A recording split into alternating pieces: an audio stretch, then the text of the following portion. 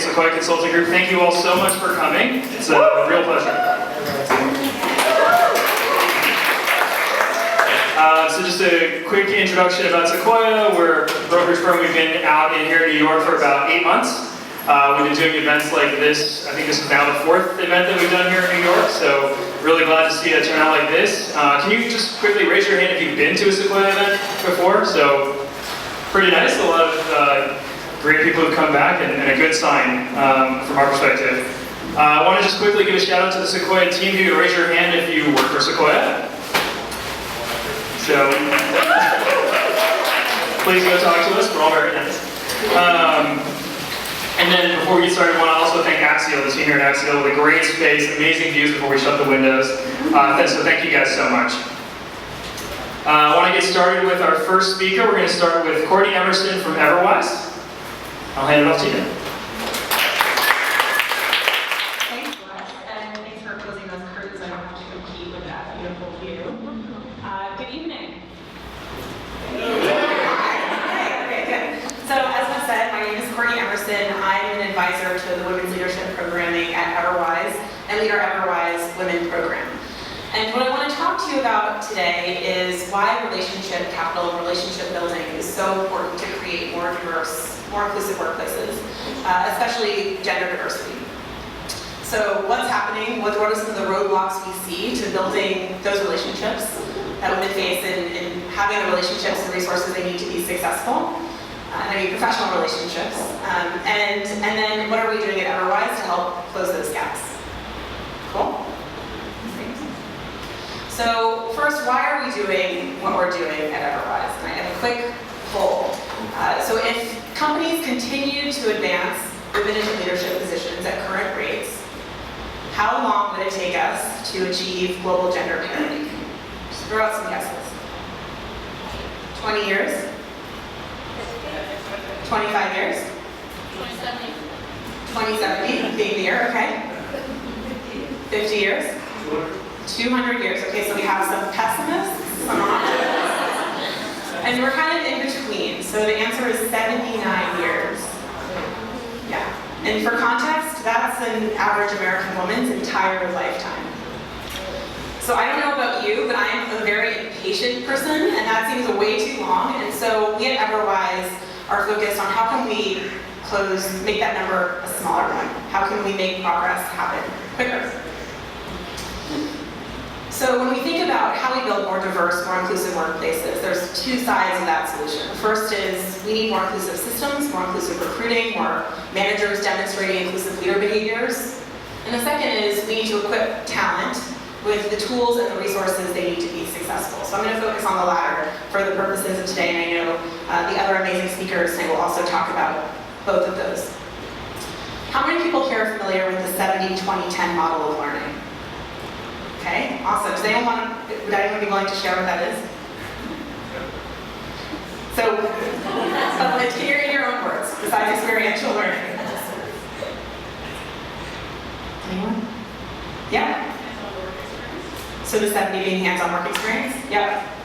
So the model, for those of you who didn't raise your hand, is that the optimal ratio of learning is 70% of learning happens on the job, 20% happens from people, so managers, colleagues, and 10% happens in formal work environments. So you can think about classroom work or formal learning environments, classroom learning workshops, etc.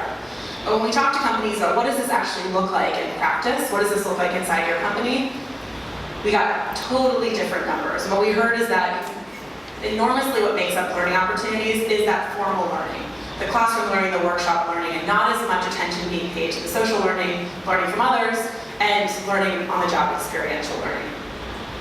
So at Everwise, we're really focused on how do we increase the amount of social learning that happens. We believe that people learn best from people. Think about an amazing manager, an amazing mentor, an amazing colleague that you've had that has taught you an important lesson in your professional life. And our goal is to connect employees at every stage of their career to the relationships and resources they need to be successful. And what does that actually mean in practice? Well, one of the core parts of what we do is we have a proprietary algorithm that connects proteges with mentors across organizations that have expertise and experience in the areas that protege wants to develop. So I'll talk more about that later. But that's basically who we are. So we don't have a lot of time today, but I want to briefly touch on 3 things. So why social learning is important, why do we think person-to-person learning is a key part of that equation, should be more than the 20% maybe, the roadblocks and challenges women face in building some of those relationships, and what we're doing to close the gap. So we know that having relationships in our organizations, having mentors, having sponsors, etc., having more social capital inside our organizations actually increases our team and organizational effectiveness. So more social organizations are more productive, they come up with more and better solutions. We also know that having more relationships increases our influence. If we were to create an influence map of the organization and a network map of the organization, I guarantee you that the person with the most connections to others is also the person that has the most influence, regardless of their title or where they sit in the organization, and key to advancement as well. But I want to pause for a minute on the learning piece. So some psychologists say that we actually can't learn alone, that learning has to be social. And what we know is that when we have high quality connections with others in a learning environment, everything about that learning experience is better. We learn more. Learning is more fun, we're more engaged, it's more playful. We have access to a bigger action repertoire, so a portfolio of different paths we can take or ways we can address that solution, a solution to a problem that we're facing, and we're more resilient in the face of failure. You can think about the time that you've learned something, we're going to fail when we learn something new. So being able to be resilient, to continue to practice that and develop is a key part of the learning experience. So enough about why social learning is important. When we look at organizations, we know that women are less likely to have powerful mentors, to have sponsors, and I'll touch more on what sponsors are in a minute, and they're less likely to have role models. And I'm kind of a research nerd, so I want to share this study with you because I find it fascinating on why role models are so important. So we don't see a lot of women at the tops of our organizations. So the Journal of Experimental Social Psychology did a study asking students to argue something in front of a group of students. So make this argument, and in the back of the classroom, they had one of 4 posters randomly put on the wall as students were making this argument. So regardless of your politics, one was Hillary Clinton, one was Angela Merkel, who's the German chancellor, one was Bill Clinton, our former president, and no poster at all. What they were trying to understand is, did the gender on the posters have an impact based on the gender, given the gender of the student presenting? And what they found was it did.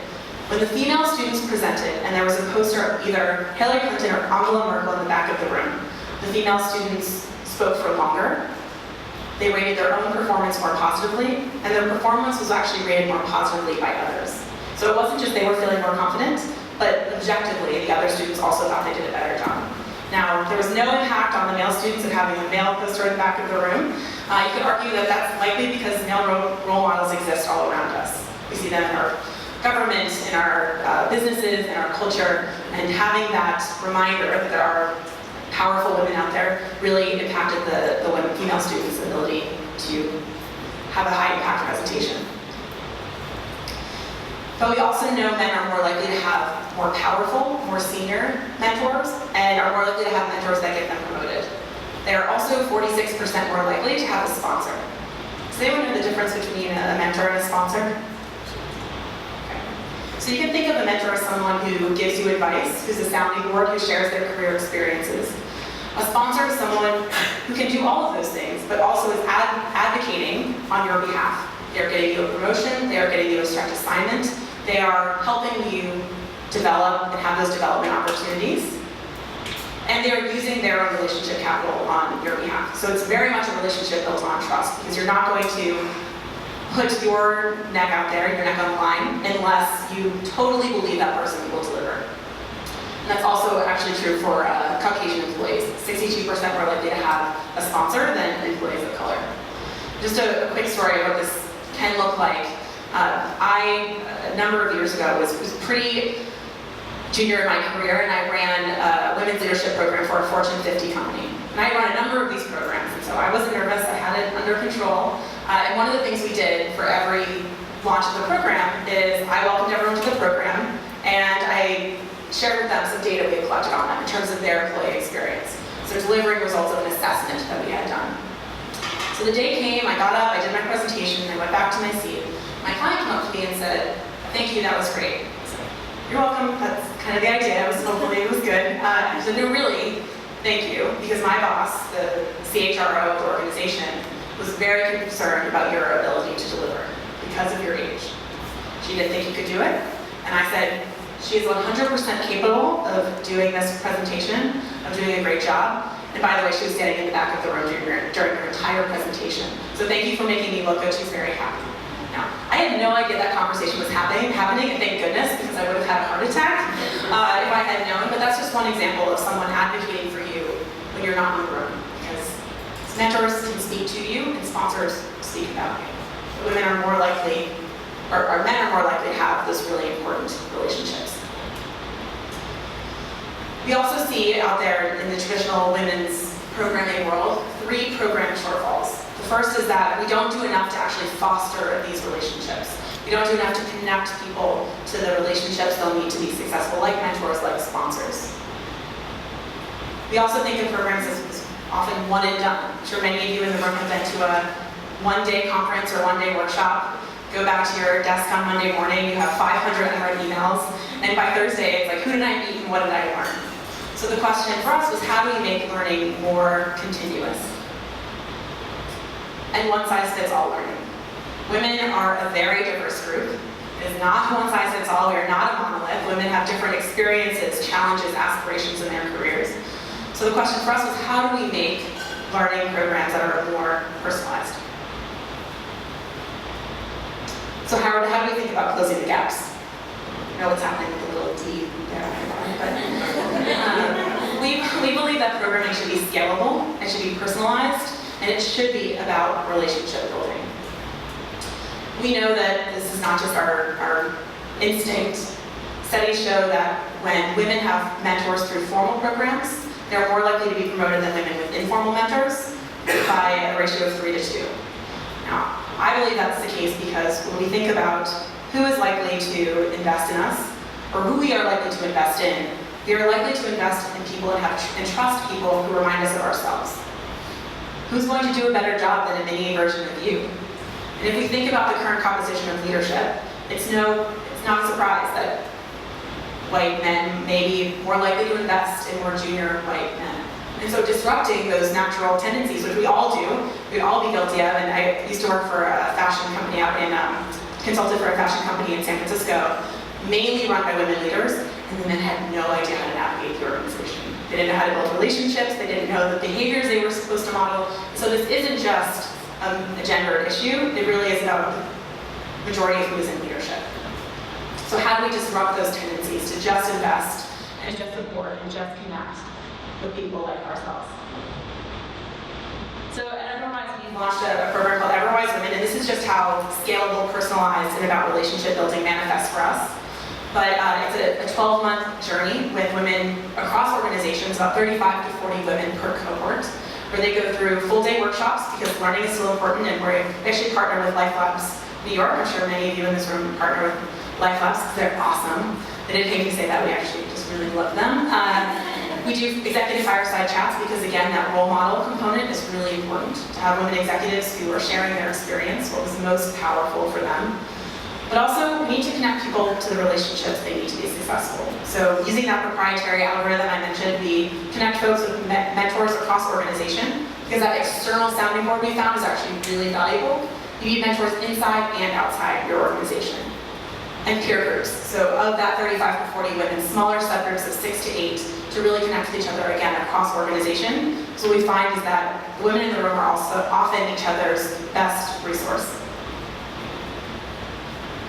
So we've worked with a lot of different companies, big companies like Cisco and Salesforce, to smaller companies like Lyft and Eventbrite. But I do want to mention one thing, which I think is a secret ingredient. So we could have the best learning opportunities in the world, the best skill building, connection to the best mentor, provide everyone with peer groups. There's one thing I think if we didn't have, we would not be successful. And that thing is empathy. So how do we think about making empathy programmatic? Because I agree with Gloria Steinem that empathy is one of the most radical of human emotions. So a quick definition on empathy before I talk about how we use it. So empathy is not walking a mile in someone's shoes. Maybe how many of us think about empathy. Because empathy is not about experience matching. It's not about thinking about the same experience you had as someone else. So my colleague Elizabeth, I'll give an example, really likes bike riding. And she came to me and said, Courtney, I'm so excited, I'm about to go on an awesome bike ride, I'm gonna go right down Broadway. She's really thrilled about it. My reaction, because I'm terrified of bike riding, would be, you are a crazy person. Why would you ever? I could never do that. That is it. You do you, but I could never take advantage of riding down Broadway. So that would not be empathy. Me trying to match my experience and what I think about riding down Broadway on a bicycle would not be empathy. What empathy is emotion matching. So what I would do if I was trying to be an empathetic colleague, listener, is to think, what is Elizabeth's emotion? Her emotion is really excited. So to have an empathetic response, what we need to do is think about when is the time that I was excited, and what did I need in that moment? So what I would say, instead of, that's terrifying, please don't do that, is, wow, that's really exciting, I hope you tell me all about it tomorrow. That's an empathetic reaction. So how does this manifest in our programming? So one of the ways that it does is through our peer groups. So whenever we get the peer groups together and we connect them with each other, we ask them to answer 2 questions to kick them off. The first is, what is something that has caused you great pain? And what is something that has caused you great joy? And you're probably looking at these questions saying, you are crazy asking people to answer these questions in front of strangers. But I will tell you, it creates some of the quickest connection and bonding that I've ever seen. I went through a peer group and we asked each other these questions, and I knew more about them within 90 minutes than I know about some of my colleagues I sat next to for a year and a half. So how do we use empathy to build deep and meaningful connections, not just networking? So how do we go beyond networking to really build relationship capital? So final thoughts, and I'll hand it over to our next amazing speaker, which are making relationship building a core part of our diversity and inclusion efforts is key. I know many of you in the room are probably talking about unconscious bias training, and that is really important. But awareness building is only the first step. I would argue the only way we actually dismantle our unconscious biases is deeply getting to know and understand the experience of someone who is not like us. So relationship building is key, especially relationships like mentorship and sponsorship. I would encourage all of you to use empathy as a way to build those connections. And finally, we know that every person is different, every employee is different, they have different goals, different things they want to learn about, and we know that learners are most engaged when they are learning things that are important to them and to their development. So to think always about putting the learner at the center. Thank you.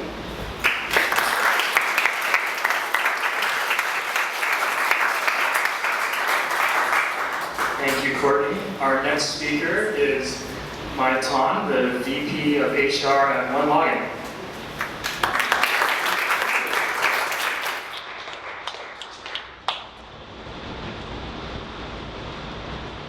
Hello, everybody.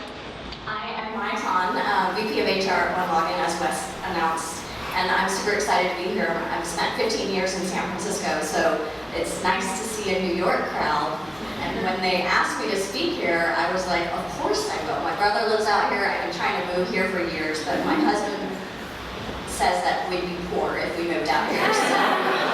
So it's nice to see all of you and be part of this. I think I'm gonna, before I get started on everything, I'd love to take a quick selfie, if you don't mind. So you're gonna be part of my selfie, so hold on for a minute.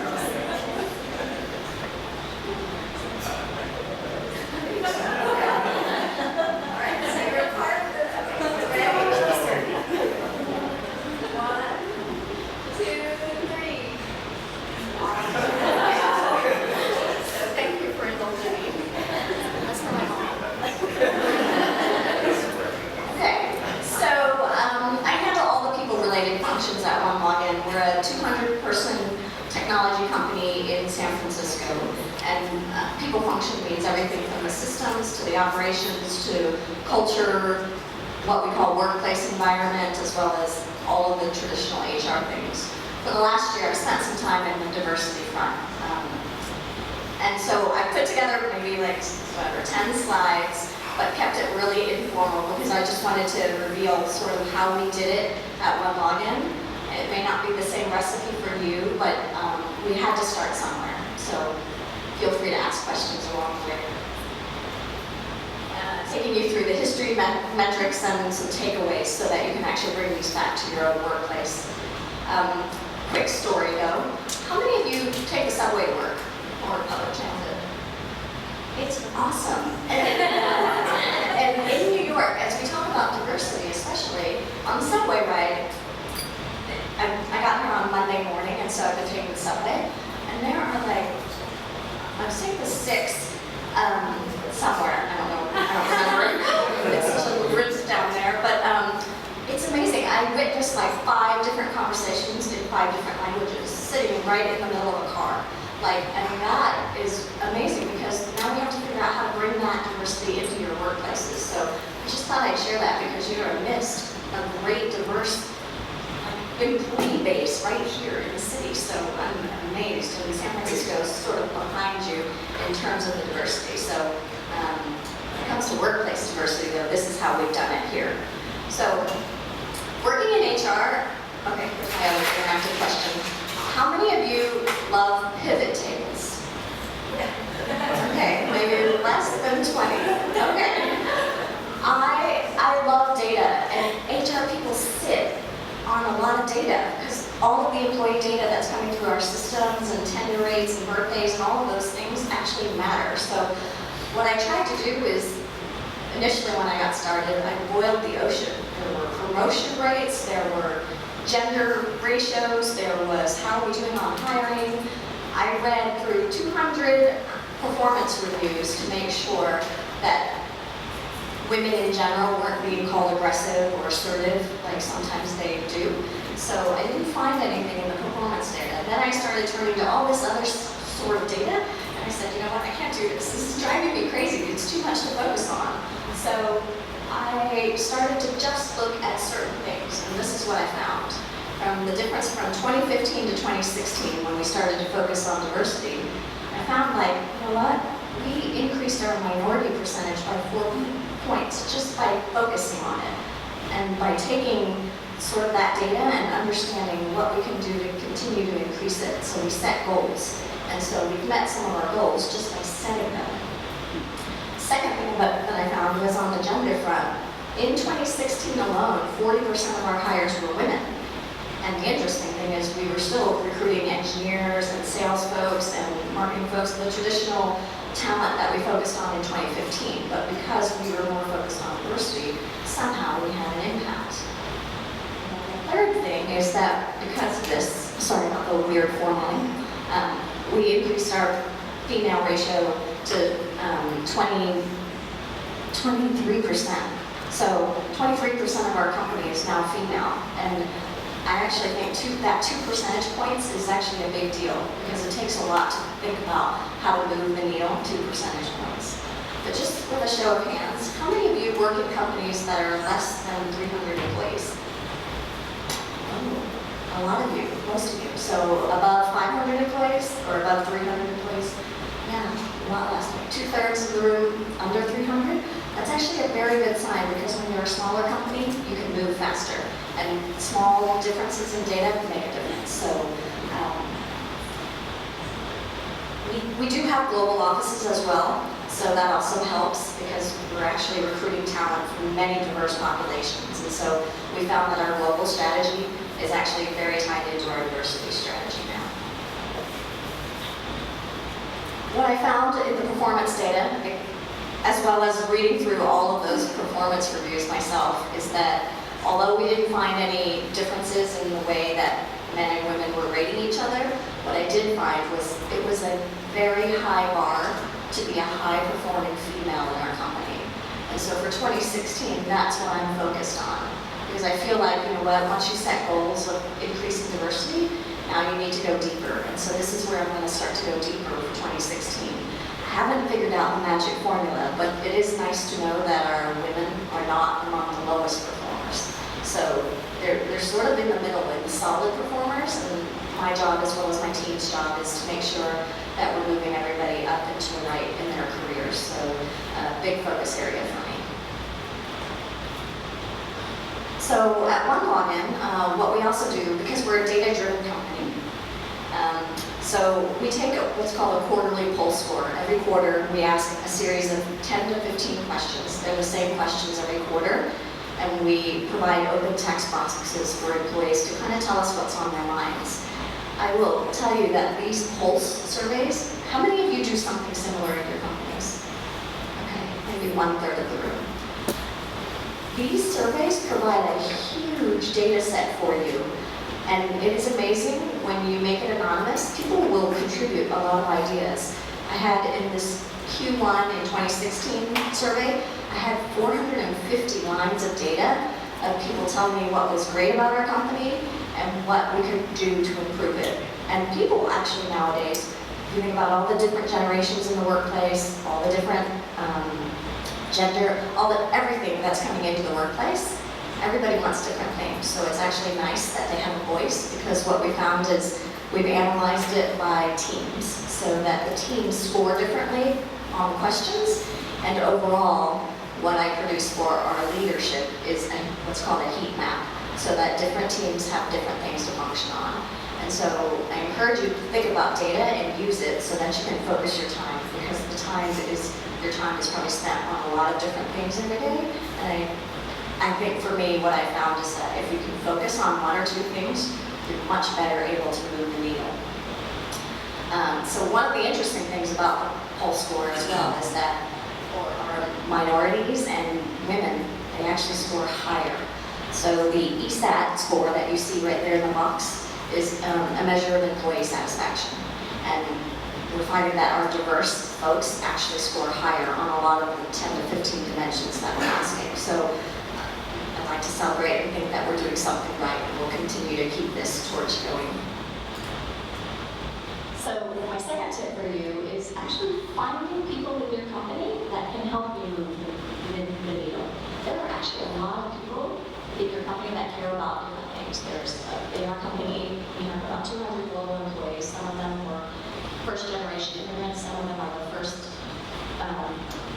kids to go to college. Like some of them are supporting their elderly parents. There's a lot of different life points in the company. And so we need to find those people and talk to them. I don't know if you can see this photo. This is a photo of our executive team. So I'm the only female.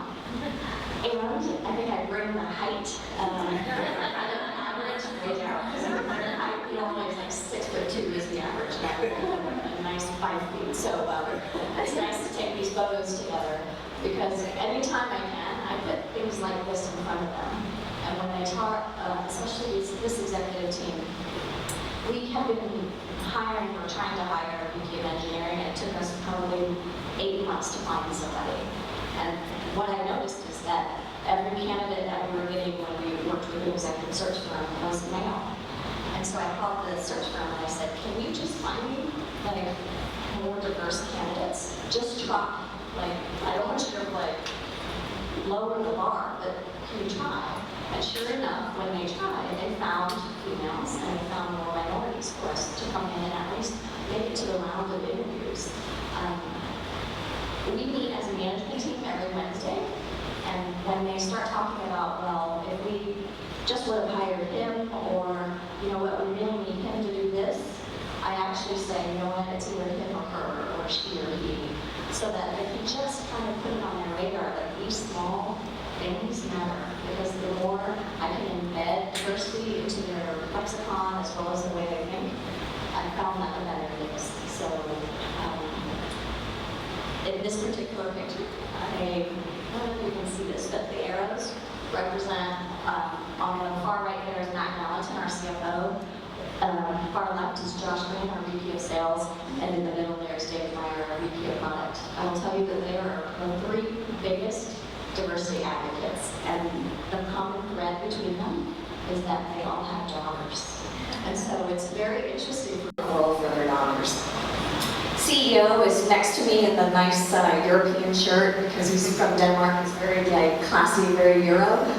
And he has 2 sons, and he's just like, what is this diversity stuff? Sometimes it's fluff. Like, you Americans, what are you doing? And I'm like, Thomas, come on, work with me, work with me. You're the CEO of our company. You can't say those things anymore.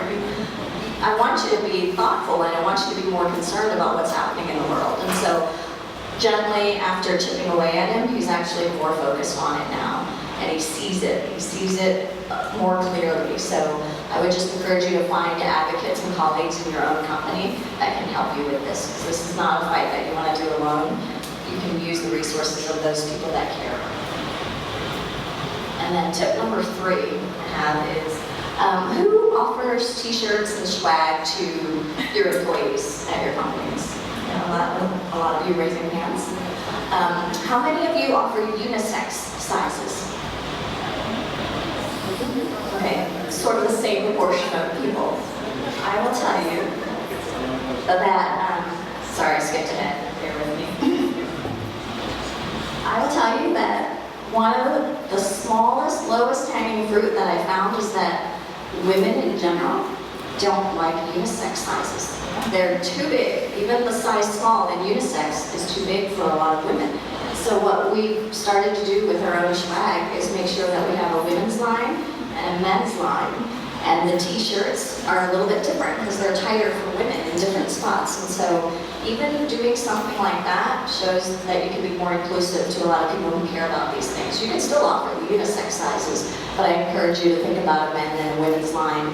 And we're a small company of only 200 employees, and we're probably smaller than perhaps a lot of you in terms of revenue, but we manage to spend budget in the right areas that show that we care about everybody. And then finally, we are the company that we did a public transportation campaign to attract talent. So what we did was we wrapped what are called the BART and Mini stations, which are the public transit lines in San Francisco. And we just wrapped it with all of our logos, and we have a lot of unicorn companies who use our product. And we just kind of billboarded all of the areas down in the subway tunnels. What we did was we used our own employees to say, what do you like best about working at OneLogin? And some of the quotes that they shared were just their own words. What ended up happening is, I don't know if you can see her, but this is Isis Anshale, and she's an engineer, and she happens to be a very attractive lady. What happened in this campaign was that a lot of people said, you know what modeling agency are you from?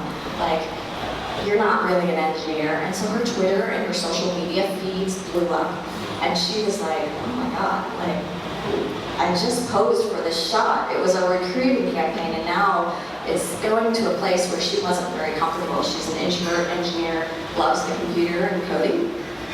But what she decided to do was to lash out, and she wrote a Medium post that pretty much said, yes, I'm an engineer. I taught myself how to code when I was 12, and nobody has to look like something to be that person. Like, we all look different, and we all sort of can share the same passion. So she created this hashtag campaign, which is called I Look Like an Engineer. And it went viral. We got our global employees, and it was amazing how much coverage, press coverage we got on this one recruiting campaign. And ISIS was the movement behind that, of like trying to make people realize that you don't have to look like a particular mold in order to fit this stereotype of a very male, what traditionally was a very male-dominated industry. So this is my tip on being inclusive, is just like, you know what, realize who you have, realize your employees, and sort of to Courtney's point earlier, you'll find that when you relationship build with a lot of people, you have a lot of things in common, and that's where you can help move the needle on a lot of diversity issues that you're probably facing. So 3 takeaways for you is just the data points, just start to pivot, start to find trends, start to find some focus areas for yourself. Second thing is find colleagues who will help you and drive you and also contribute ideas and a vision. And then third is just be inclusive, like start using the he, she language, find leaders that have high IQ, and just think about your swag, because those things are very tangible and they matter. And that's it for me.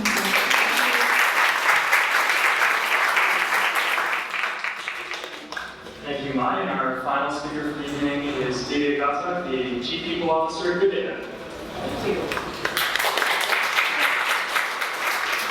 Good evening, and thank you for being here, and it's fantastic to be here, and I hope I don't overload you with too much of PowerPoint.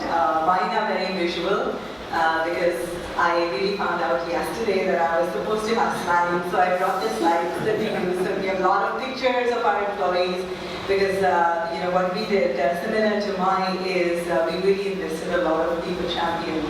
And what I want to talk about today is, I just love the stories that Courtney and Mai shared, because I feel diversity goes beyond gender diversity.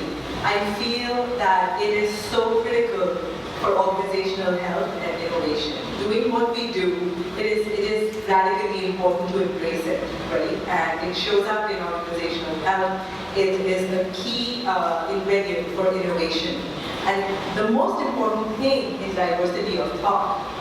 I don't know if some of you read a recent New York Times article which said Facebook is warping our worlds, and it was not really a criticism against Facebook, but essentially there is a human phenomenon where we tend to be with people who are most like us, right?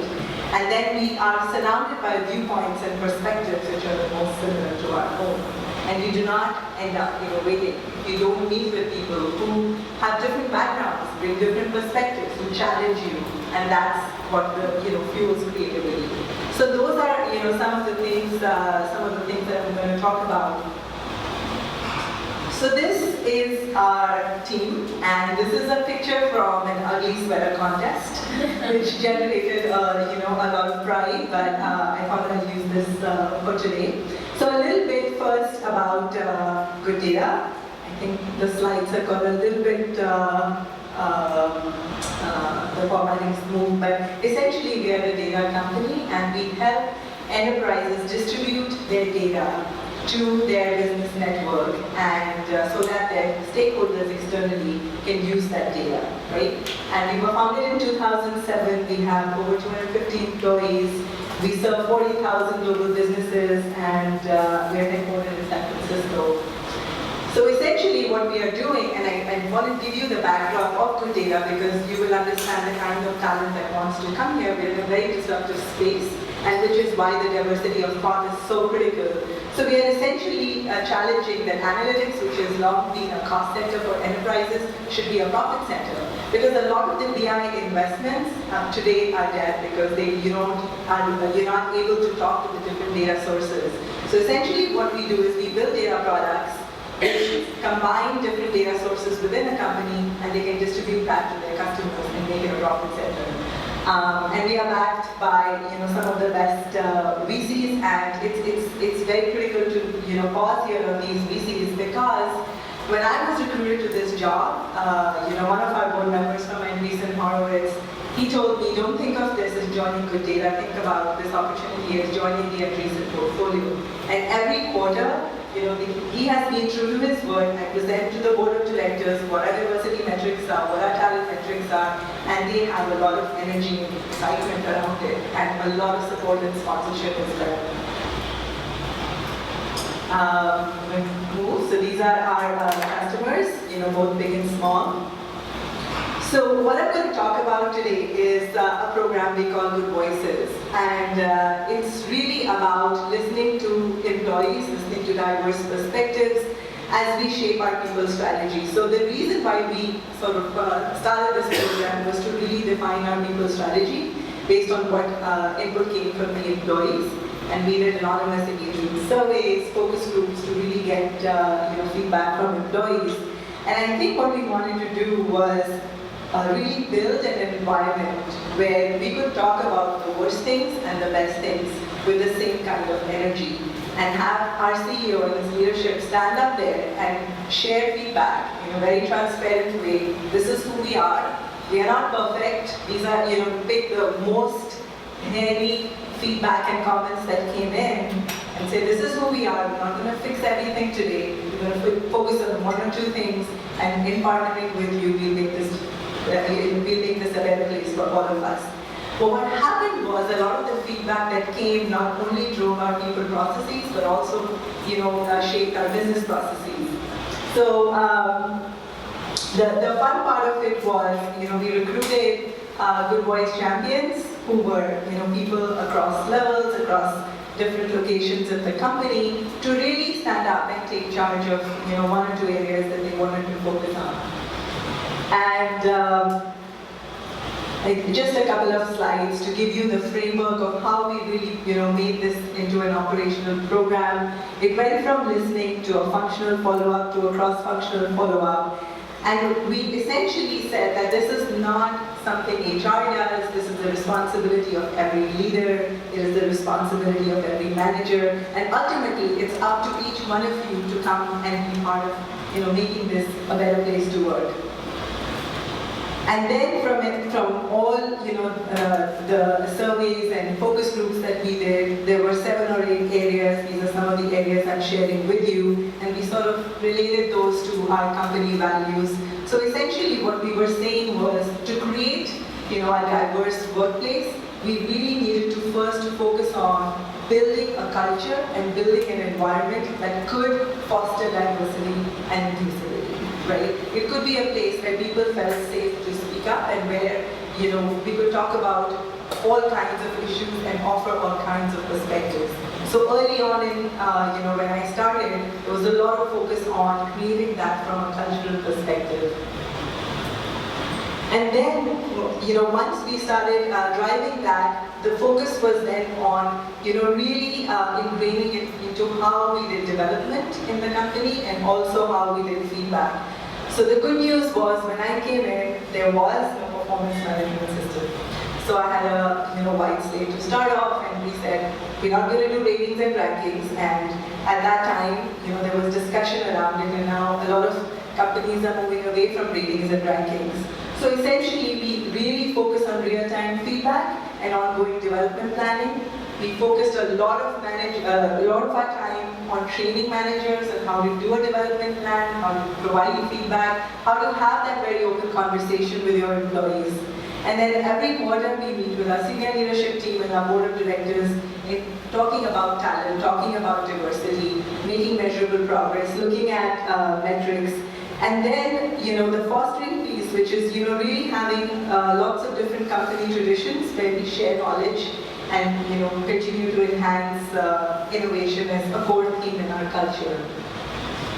So one program that came out of it was a formal women in leadership program, and like Mai, we had our CFO with a lot of passion for it, who was the key sponsor for it. And once we had all these key people programs in place, we said, you know what, we want to do something in a programmatic way. We'll do things to measure, and I'm very excited to do a lot of the analysis that Mai has done.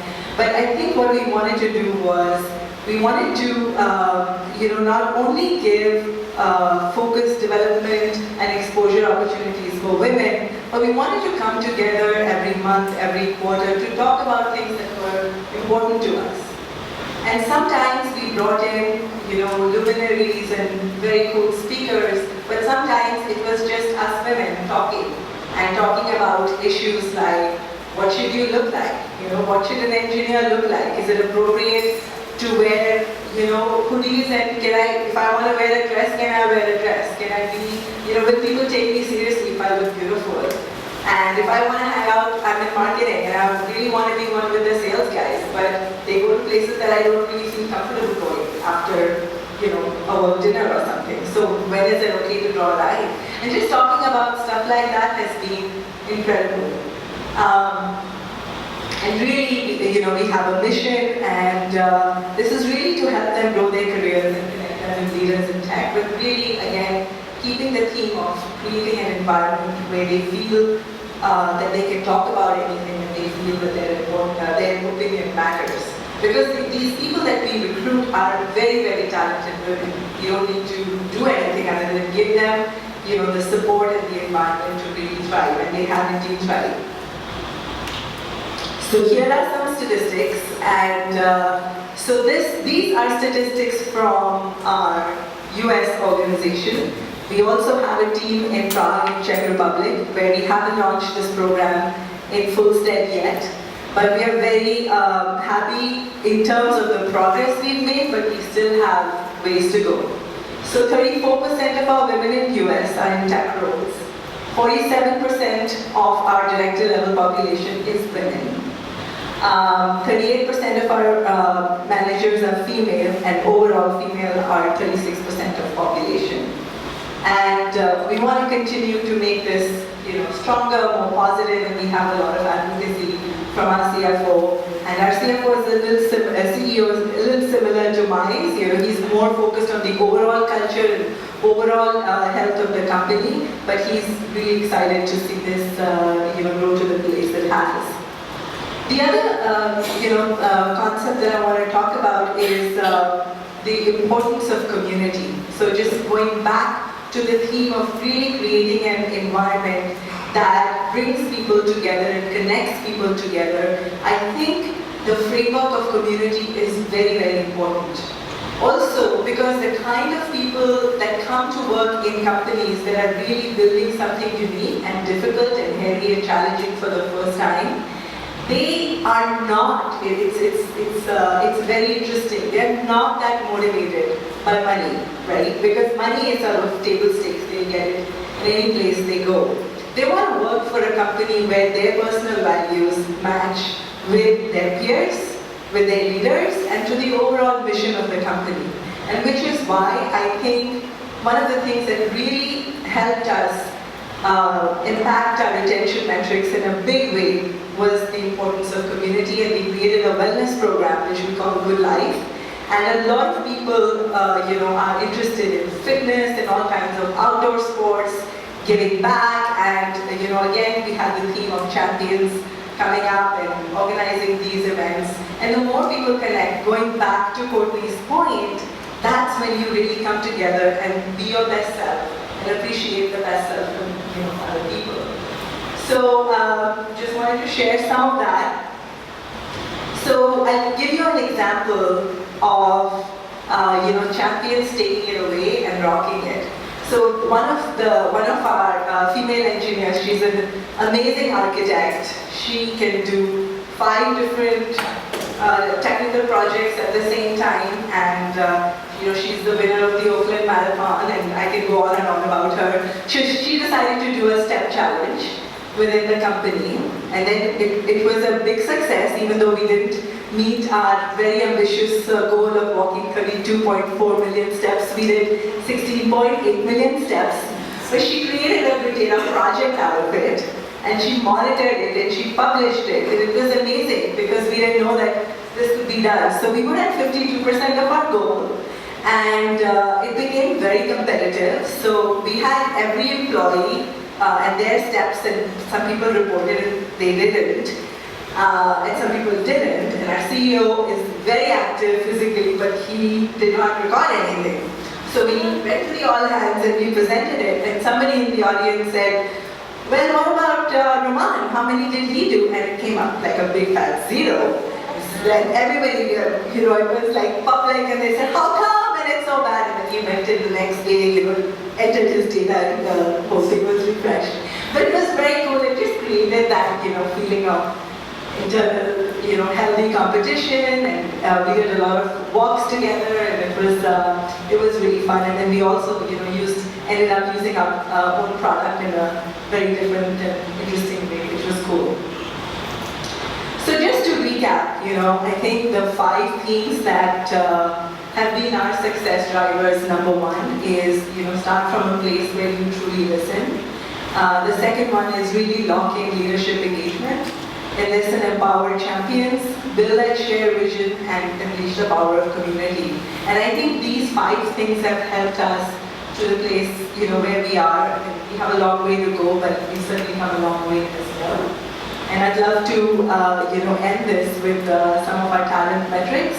So we call our engagement survey Good Voices, and we've seen our scores increase by 20 to 35 points. And we started at a very low space, right? So I'll be completely honest that we started at a really, really low place, and we've moved up, and we are at a benchmark level. I think the scores that Mai shared are above benchmark. We are just about at the benchmark level, but we were really low when we started. 93% of all our managers have completed development plans, and my goal is to get to 100%. Our time to hire is 55 days, which is amazing in San Francisco, and we are very blessed to have that. And an average employee tenure in San Francisco Tech is between 12 to 14 months. And that's where it was when I joined, and it's gone to 28 months. And we decided that we wanted to retain 75% of our top talent, and we retained 81%. And we want to make that higher.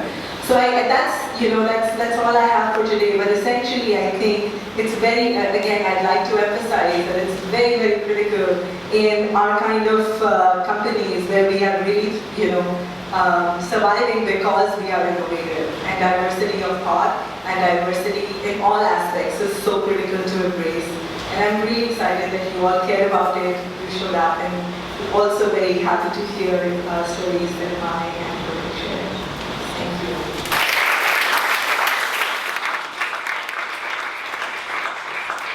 I'm going to call the speakers up really quick, and we'll just do a quick question and answer round. If anybody has a question, just put your hand up and we got it. Right here. So you were putting efforts around socioeconomic diversity. I think that's a really hard thing to tackle because it's a hard thing to ask about. Like, where was your family at when you were growing up? From a socioeconomic perspective, that was hard to ask about. So yeah, I'd be interested in hearing about efforts in that. The question was about socioeconomic policy. So I don't have the keys to everything, but I will tell you that what we started in terms of our Giving Back program, because a lot of people care about philanthropy nowadays, and I don't mean to equate socioeconomic with philanthropy, but what we found is that we're trying to get into some of the schools and some of the boot camps that help underprivileged kids learn about technology, because we're a technology company and we need the next generation of diverse talent coming through. And what we found is that people want to volunteer their times to do this. I mean, we've kind of had a partnership with LinkedIn where we actually go and help underprivileged kids that are graduating from high school build LinkedIn profiles because they don't know how to build them yet. And so these are small steps that we're taking as a company just to make sure that we pave the way forward for what we want in the future.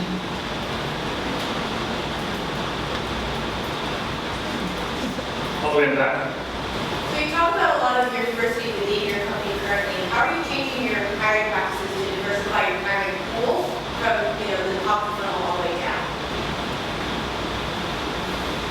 So there is actually some software which we are using, which tracks for when you're putting the job description up. There are certain words that are more appealing to a more diverse pool of candidates, and there are some words that are known to, pull off a diverse pool of candidates. So one practice that we started doing is we really started using that software, and I don't have the name on top of my head, but I'm happy to share that with you. And I really saw the job descriptions changing and some of the hiring pools change as well. And I think at the executive level, when you're doing searches, then you're very declarative like Mai in terms of saying, I do want to see, at least 30-40% of the pool as female candidates or the diverse candidates, and really challenging your recruiting partners to do that in the team. So those are the two things that. Yeah, I would echo that. I think Unitive is one technology. I think that's looking at hiring job descriptions. And if you think about referrals, I think something like 86% of hires are referral based. And if we think about our own communities, they tend to look a lot like us typically. And so trying to encourage people not to just use referrals, because that can be a really powerful way to engage and retain people, but thinking beyond their networks. And we also recently hired a director of recruiting who prioritizes how we think about, we're not that big, otherwise we're now about 50 people, but it was a really important hire for us to make sure that someone was prioritizing the fact that we had a diverse slate of candidates, and we recently hired a woman VP of sales because that was made such a priority. So also just on that note, echoing the thoughts here, but We recently teamed up with Character.io, which this is his third startup, but what it does is it actually takes the role that you're hiring for to come out with the personality traits that you need. So what we're starting to do is actually put our candidates through testing. And it's sort of like personality testing, because what we're trying to unearth is make sure that we have no bias in the beginning in terms of all the interviewers who are interviewing these candidates, but it gives us the profile of what we need for a salesperson. And so when you match the traits against somebody taking the test, it actually is super helpful for us because we can eliminate all the subjective stuff that happens in an interview. What was that called? Character.io. Hi, thank you guys so much. I work in recruiting at Trello, and I've noticed over my time in the industry that it's been encouraging to see diversity increase at the internship program level. More women, more in terms of color. But thinking about mentorship, it's a little bit of a challenge because people who are in senior positions tend to be less diverse. And that tendency to seek out people who are like ourselves exists for the young diverse crowd as well, right? So you have young women and people of color looking up and saying like, gosh, I don't really know whom I can connect with. And I try, I've had great mentors over the years who've been white men, who've been tremendously helpful and encouraging, but it's kind of hard to encourage that relationship. I'm wondering if you can just speak about that challenge. Anything you guys have seen that helps? Yeah, so thank you for that question. We appreciate that challenge. One of the things we do in our programs is we don't just connect women to women. We absolutely think that the leaders who are currently our leaders, which tend to be a lot of white men, are a really critical pool of mentors, not just for the women, but also because, like we said, building relationships and getting to know someone who's not like you is really important for the mentors and the male white leaders as well. And the only thing I can suggest is just creating formality around that process to say, this is someone I want you to connect with, I want you to guide them, here's your role responsibility, and that's what we do, what we think about, but I think often it's providing that framework to say, this is what you're held accountable to, this is your goals for this relationship. People often connect folks with mentors and they're like, you're more senior and you're more junior, and go at it and have coffee, and that's actually not a framework that sets anyone up for success, so be really clear about roles and responsibilities and expectations in that match we found to be really important. I think the programmatic piece is really important. So when, in our company we do the development plans, in that development plan we have a conversation about, if mentoring is the right thing for that person, then, teaming that person up with a diverse set of teachers. And I had a very interesting experience in my own team. I was having a development conversation with someone on my team, and she really admires and looks up to our CFO, for various reasons, and he agreed to be her mentor. And I said, how about we team you with a peer mentor, with somebody in the company who's very successful, but she's completely different from you. You would never go have a drink with her, And she would challenge the way you think. And she said, are you kidding? I said, no, I'm not. And I went to this person and I requested her if she would be a peer mentor. And I think it's the relationship has been really good for both of them. And sometimes, the person who is mentoring also goes through a development experience, right? So I think just as managers, just being proactive and seeing that, not only of people who are accomplished, but also people who are peers, but very different sort of a personality and way of looking at life.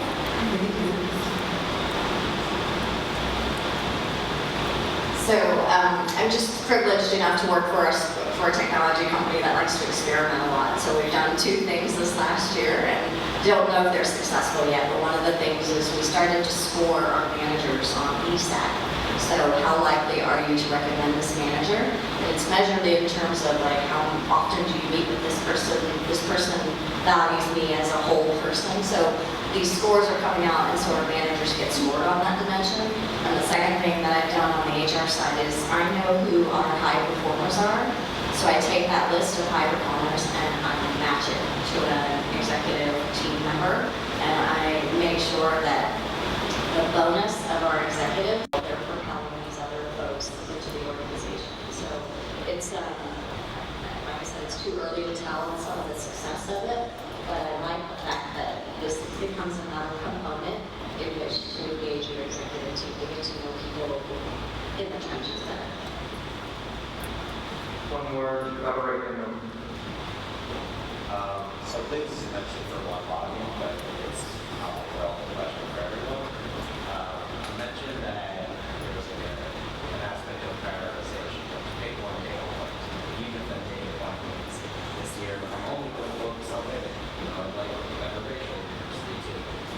So maybe my question would be is like how do you choose that? Do you get a sense of what your employees would want best? Do you look at the data of the industry and decide here's the department that needs the most work? How do you, if you're only going to focus on one thing at a time, how do you decide what that is? So how do you decide on which data things to focus on? So I have a habit of biting off more than I can chew, and it drives me and my husband crazy. But what I've found successful is that once you start manipulating and looking at your data, there's certain trends that come out quickly. And that's how I've found sort of my focused efforts. Sort of if I can see a percentage point increase in something, that's what I will usually tackle. And it's very hard in this day and age. We work in fast-paced technology companies, but for the most part, time is your most valuable resource. So you've got to really carve out time for yourself to focus on what you think are the priorities and start somewhere. I would encourage you just to try and start somewhere, choose something, and then try to measure it over time. So we actually did our first internal employee survey this year. It was completely anonymous because we knew we're a talent development company and we needed to start thinking about how our talent was experiencing the organization. And I'm gonna say, like, I bite off more than I can chew, and like, we had so much data and so many results. And so what we did is we said, here are 3 buckets that we found, and it was talent development, leadership behaviors, and senior talent and values. Vision and values was the third bucket that we wanted to focus on. What we did is we actually created, similar to what Divya was saying, working groups around those that were all employee-led. And so we said, here are the buckets, here's the data that we see in these areas, but you are going to decide how you want to prioritize this and what you want to see change in the organization. So putting it in the hands of our team and deciding what they wanted to prioritize and how they wanted, what success would look like for them was a key piece of, because we don't have the HR talent team to implement all the things they wanted to, so we created working groups similar to what Good Data did. So we actually have people champions that we call good voice champions.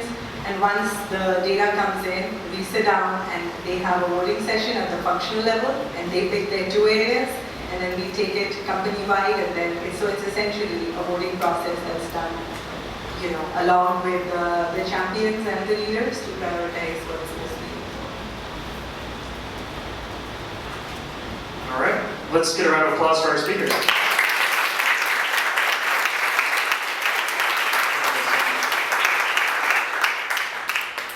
Before we wrap up, I just want to do a little housekeeping. You would have received an email from me, another one, there won't be too many more, I hope, with a survey. And so this is really important for us as we put these events on. We want to make sure that we're doing a good job for you guys, that you're getting the right topics, and then we can build out good programs going forward. So please take, it shouldn't take more than a minute and a half to fill that out. So please share your feedback.